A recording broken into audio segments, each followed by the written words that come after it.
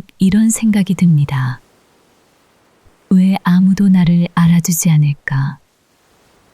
나는 이렇게 애쓰고 있는데 세상은 왜 내 가치를 인정하지 않을까?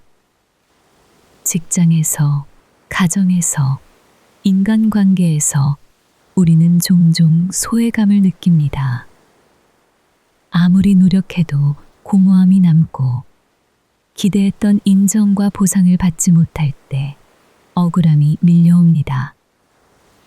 인터넷에서는 타인의 성공과 화려한 삶이 끊임없이 보이지만 정작 나 자신은 아무도 관심을 주지 않는 것처럼 느껴집니다. 이럴 때 우리는 무기력해지고 때로는 세상에 대한 분노마저 생깁니다. 그러나 부처님께서는 2600년 전 이미 이러한 감정이 인간의 본성에서 비롯된 것임을 간파하고 그 해결법을 제시하셨습니다. 부처님의 가르침을 통해 우리가 왜 이런 감정을 느끼는지, 그리고 그것을 어떻게 극복할 수 있는지를 살펴보겠습니다. 부처님께서는 인간의 고통이 집착에서 비롯된다고 하셨습니다. 우리는 타인의 인정과 칭찬을 갈망하고 자신의 가치가 사회적으로 증명되기를 바랍니다. 그러나 이러한 욕망은 본질적으로 만족될 수 없습니다. 숫다니 빠따에서는 이렇게 말씀하십니다. 그대는 타인의 칭찬과 비난에 흔들리는가? 바람이 나뭇잎을 흔들듯 어리석은 자는 외부의 말에 마음을 맡긴다. 우리는 외부의 평가에 의해 자신의 가치를 판단하려 합니다. 하지만 그러한 평가는 끊임없이 변합니다. 사람들의 관심은 한순간이며 세상은 언제나 공평하지 않습니다. 이러한 불완전한 세상에서 인정받기 위해 애쓰는 것은 바다에 그물을 던져 물을 잡으려는 것과 같습니다. 부처님께서 수행 중이던 시절 한 마을에서 가르침을 설하셨습니다. 그러나 몇몇 사람들은 그분을 인정하지 않고 비난했습니다.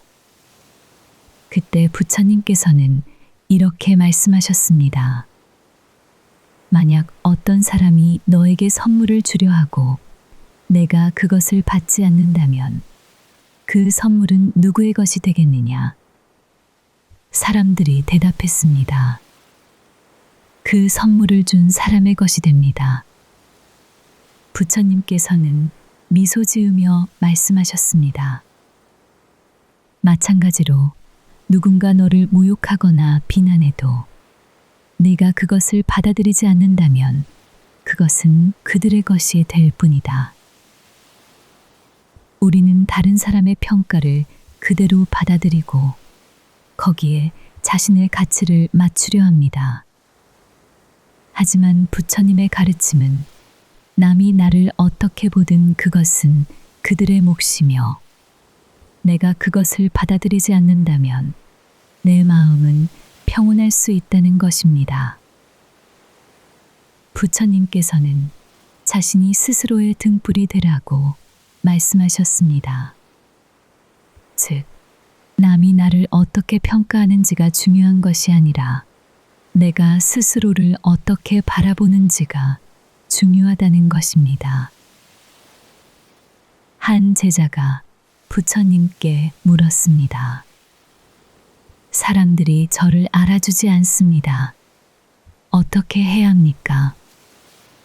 부처님께서는 대나무 숲을 가리키며 말씀하셨습니다. 이 숲의 대나무는 곱고 길며 저쪽의 나무는 구부러져 있다.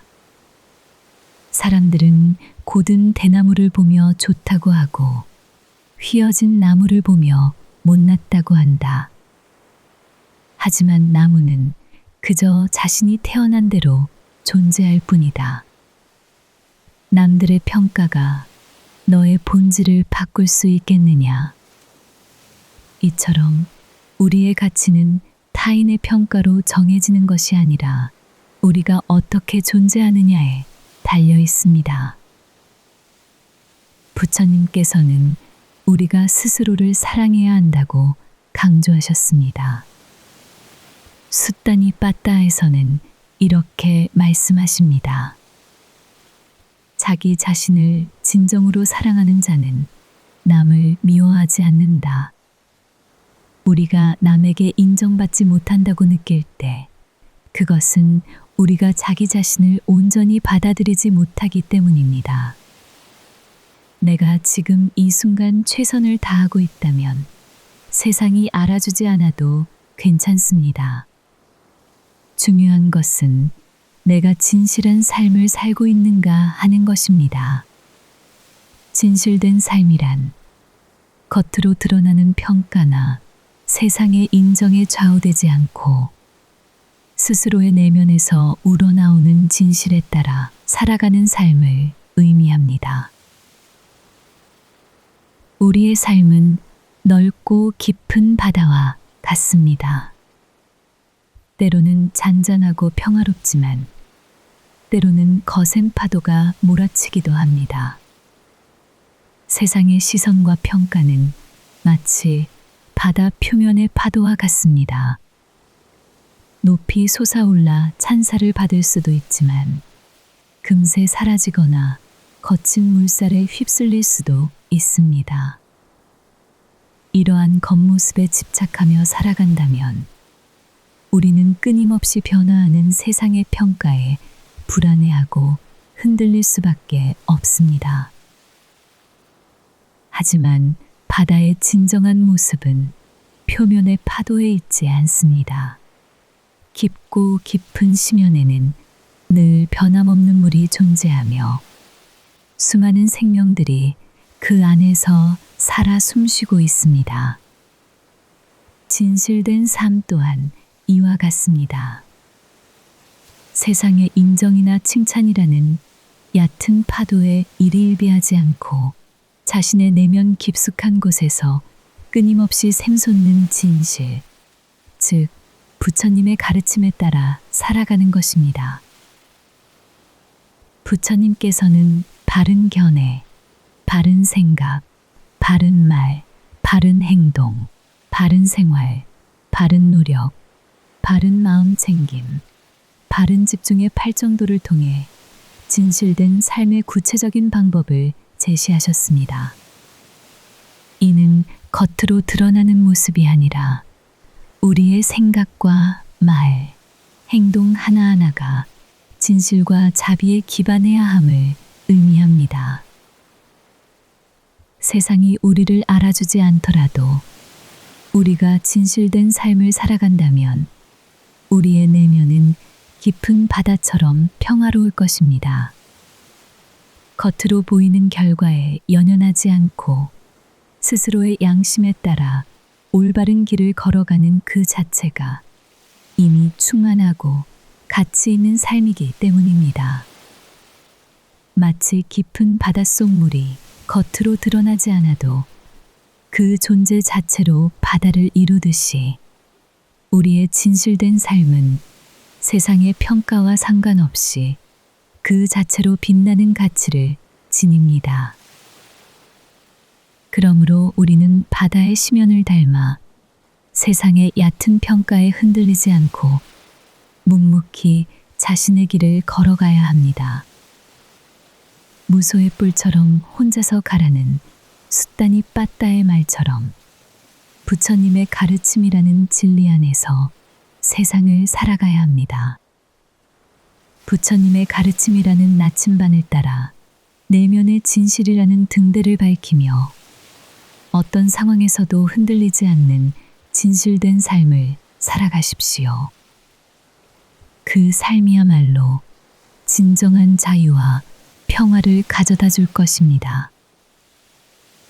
부처님께서는 상ют다 니까야에서 이렇게 말씀하셨습니다. 흐르는 강물이 흘러가는 것을 걱정하지 않듯이 지혜로운 자는 세상의 평가에 흔들리지 않는다. 우리도 이제 강물처럼 흘러가며 남의 평가에서 자유로워질 수 있습니다. 세상이 나를 몰라줘도 괜찮습니다. 내가 나를 알고 내가 내 삶을 살아가면 되는 것입니다. 내가 나여서 충만한 삶, 진리 안에서 자유로운 삶을 기원하겠습니다. 여시아문이었습니다.